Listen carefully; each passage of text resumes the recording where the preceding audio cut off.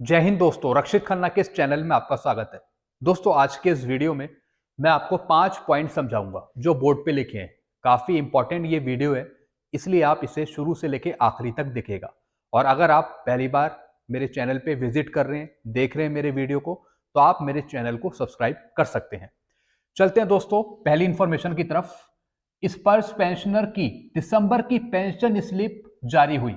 जी हाँ दोस्तों, जो स्पर्श के पेंशनर हैं, जैसा आपको पता है उनकी पेंशन 29 दिसंबर को क्रेडिट हो गई, लेकिन उससे पहले आप लोगों के लिए दिसंबर की पेंशन स्लिप अपलोड हो गई है। हर एक पेंशनर को दोस्तों अभी नहीं मिली, कुछ पेंशनर की अपलोड हुई है। तो आप डॉक्यूमेंट सेक्शन पे अपनी दिसंबर की पेंशन स्लिप डाउनलोड कर सकते हैं। जैसा मैंने आपको बताया, अभी हर एक पेंशनर के लिए जारी नहीं हुई है, कुछ पेंशनर को मिली है। दोस्तों, जब आप डॉक्यूमेंट सेक्शन पे आएंगे तो यहां पर आपको 2 स्लिप दिखाएगा। एक दिखा रहा है नवंबर का, दूसरा दिखाएगा दिसंबर का। जो आपकी नवंबर की पेंशन स्लिप है दोस्तों, इसमें करेक्शन हुआ था, जैसा आपको याद हो। इसमें आपकी ड्यू डेट लिखी होगी लाइफ सर्टिफिकेट की अगले साल की 30 नवंबर 2024 की। तो ये भी आप चेक कर सकते हैं और दिसंबर की भी चेक कर सकते हैं। चलते हैं दूसरी इंफॉर्मेशन की तरफ। जिन हवलदारों को ऑनरी मिली हुई है उन्हें ऑनरी नैब सूबेदार की पेंशन मिलेगी। दोस्तों, अब मैं आपको कुछ कंडीशन समझा रहा हूं। जिन हवलदारों को ऑनरी मिली हुई है रिटायरमेंट के बाद किसी ओकेजन पे, तो दोस्तों उनको पेंशन मिलेगी ऑनरी नैब सूबेदार की। फिर उन्हें हवलदार की पेंशन नहीं मिलेगी, क्योंकि उन्हें ऑनरी ग्रांट हो गई। तो दोस्तों, जिन रैंकों को ऑनरी ग्रांट होती है उनको नेक्स्ट रैंक का बेनिफिट मिलता है। अब दिक्कत की बात यह है कि और रैंकों को इसका बेनिफिट नहीं मिल रहा, जैसे कि सूबेदार, उनको भी ऑनरी मिली हुई है लेकिन ऑनरी रैंक का बेनिफिट नहीं मिल रहा। लेकिन हवलदार को दिया जा रहा है। जिन हवलदारों को ऑनरी ग्रांट हुआ है, तो दोस्तों इनको ऑनरी नैब सूबेदार की पेंशन मिलेगी। कितनी मिलेगी? 23,750। ये OROP 2 की पेंशन है। फिर दोस्तों इसमें एक और कंडीशन है। जो हवलदार थे ये बन गए ऑनरी नैब सूबेदार ऑनरी लगने के बाद। फिर दोस्तों अगर यही ऑनरी नैब सूबेदार 2006 के बाद आए हैं और इनकी क्वालिफाइंग सर्विस 24 से ऊपर है, तो फिर इनको MSCP मिलेगी। किसकी? नायब सूबेदार की। फिर इनका रैंक कहलाएगा ऑनरी नायब सूबेदार ACP 1 और इनकी पेंशन होगी 24,825। फिर दोस्तों इनको 23,750 नहीं मिलेगा, फिर इनको मिलेगा 24,825 OROP 2 की पेंशन।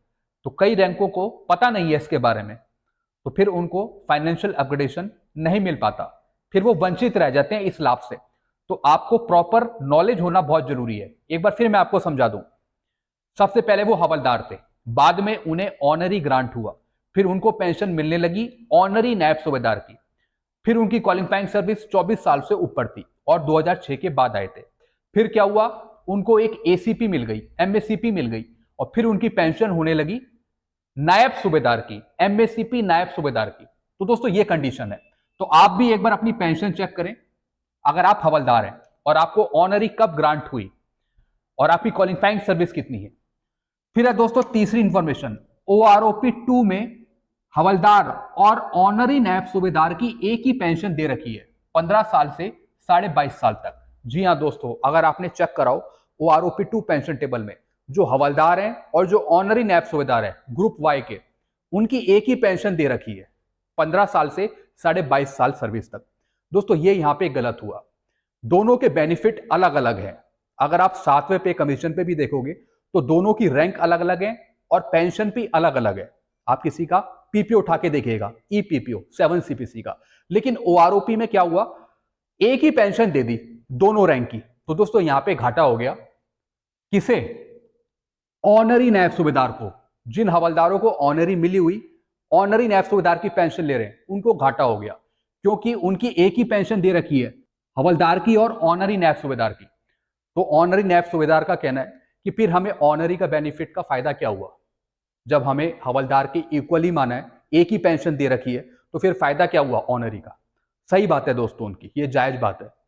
अब दोस्तों एक और कंडीशन है। OROP 3 में इनकी पेंशन अलग हो सकती है, क्योंकि 2023 में जो पेंशन आ रहे हैं इनके PPO में अलग अलग पेंशन मौजूद है। 7 CPC की बेसिक पे के अनुसार, नोशनल पे के अनुसार, लास्ट बेसिक का 50% करके जो ये रैंक पेंशन आ रहे हैं, इनकी पेंशन अलग है। तो दोस्तों OROP3 में इन रैंकों की अलग पेंशन होनी चाहिए, अलग अलग क्वालिफाइंग सर्विस पे।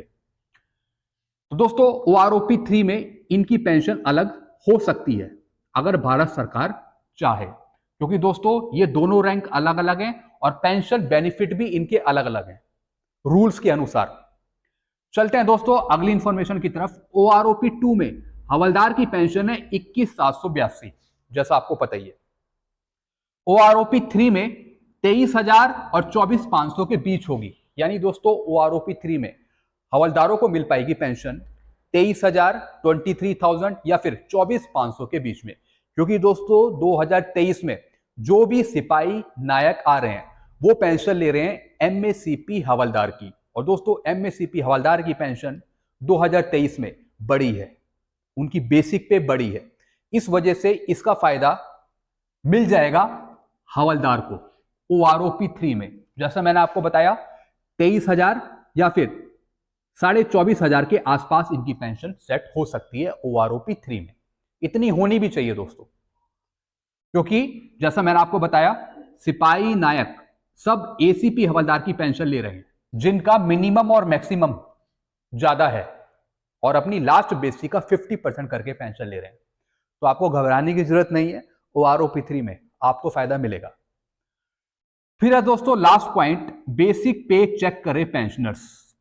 6 CPC की रिवाइज टेबल के अनुसार आपकी पेंशन होनी चाहिए।